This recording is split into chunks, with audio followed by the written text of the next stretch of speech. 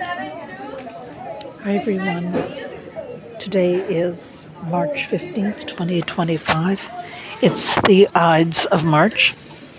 So it's the day that the Roman Senate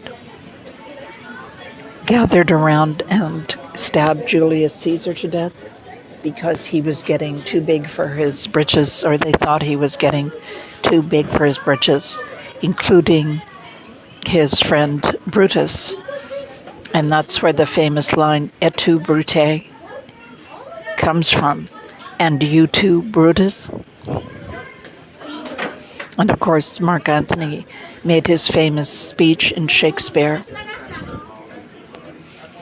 about the killing of Caesar.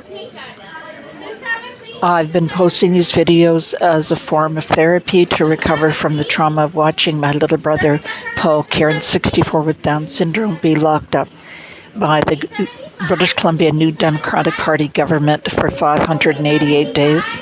After I complained about a fraudulent and forged power of attorney they created to give him the COVID-19 shot. It was a secret, fraudulent, and forged power of attorney, which apparently they do with all of their residents.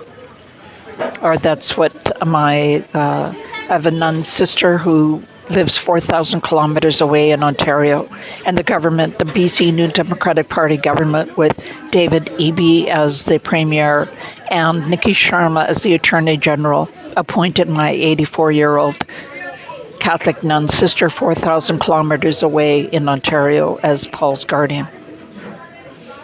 So they locked up Paul for 588 days until he had a stroke or some kind of brain incident. Then I was allowed to visit him for 10 minutes a day in the hospital. And I believe that my sister ordered that he be killed after I discovered that the Burnaby RCMP had been ordered by their Ottawa Oversight Agency, to reopen the investigation into the fraudulent and forged power of attorney. So as soon as the nun who flew in from Ontario to preside over my brother's death, as soon as she found out that I knew she was being investigated, she ordered that my brother be killed so that he couldn't be interviewed by the RCMP. He had an oxygen mask on and a respirator, and they removed, when she found out, within 24 hours of her finding out I knew she was being investigated by the RCMP, his respirator was removed, or his ventilator was removed, and he was sedated to death. He didn't need to be sedated at all. He was quite calm, and he was not in any pain. I believe they sedated him to death with hydromorphone or some other opioid. He struggled to recover. I could see the look of desperation in his eyes. He was so frightened. He just, he loved life. Life had dealt him such horrible blows, but he loved life, and he just wanted a chance to recover. And most people who have strokes in this day and age do recover. But once my sister found out that I knew she was being investigated by the police, he had to die. He had to die quick. So he was killed, I believe, unlawfully. When I describe what happened to other people, they say it looks like they did medical assistance in dying on him, which would be illegal. I mean, if you don't live in Canada, you might not know, but Canada kills people, pays doctors and nurses to kill people. All it takes is the signature of any two medical professionals and that of the victim on a piece of paper. There's no judicial oversight at all. There's no police oversight. Canada kills people as a form of mercy killing. Canada has killed 60,000 people this way since Justin Trudeau took power on October 19th of 2015. That's 60,000 people is the size of my hometown, Sudbury, Ontario, when I was growing up there. Canada kills 20 people a day. 5 out of every 100 deaths is caused by a doctor or nurse administering a lethal injection. And most people around the world don't realize that Canada engages in this euthanasia. at such a breakneck pace. So what I'm thinking about today is it's 2 days before St. Patrick's Day. I'm Irish. My family is Irish. You can see. I've got my only green t-shirt on. But my great-grandfather was Irish. He only spoke the Irish language. He only spoke Gaelic. He was from the village of Gortnanai in the county of Monaghan in Ireland. He was 10 years old in 1847 during the Gortamore, the Irish potato famine. But he survived. And he survived, although Ireland's population at that time was 8 million, and 1 million people died of starvation. 1 million people were killed deliberately. And I see the analogy between Canada's medical assistance in dying, its euthanasia or killing of the most innocent, vulnerable people, and the potato famine. It wasn't really a potato famine because hundreds of thousands of tons of foodstuffs were removed from Ireland by the British. And the Irish people never forgave the British.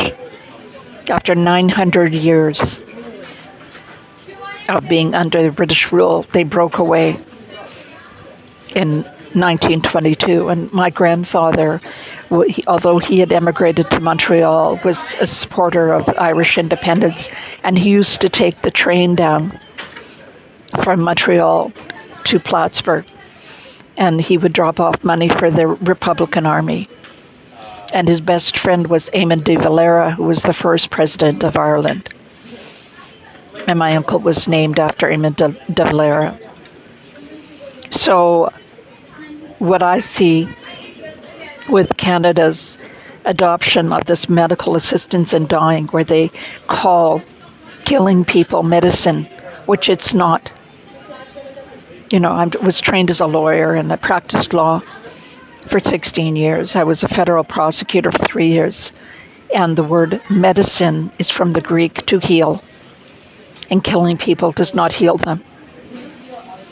People get very angry when I raise this. They say, oh, I want the right to die. You know, there's a really good reason why for 50,000 years human beings did not kill their most fragile and vulnerable members of their society.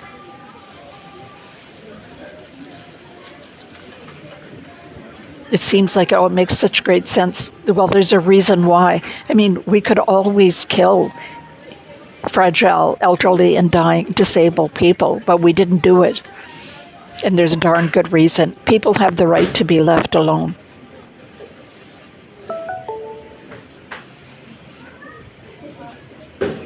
Anyways, you know, it's funny because I haven't been able to cry about losing Paul and him being killed right in front of my eyes, watching my little brother desperately fight to live and watching him be killed by the medical establishment and the government. And I'm talking to you, David Eby and Nikki Sharma, the scum of the earth. One other thing I was thinking of, Canada stopped the slave trade 72 years before the 13th Amendment of the American Constitution, which ended slavery in the United States. We stopped 72 years. That's 4 generations.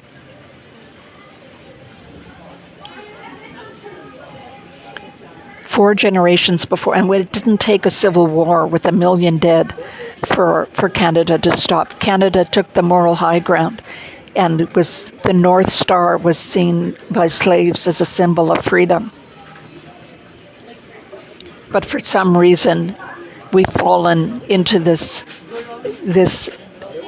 quagmire of killing our most innocent and vulnerable, which is the equivalent or worse really than slavery.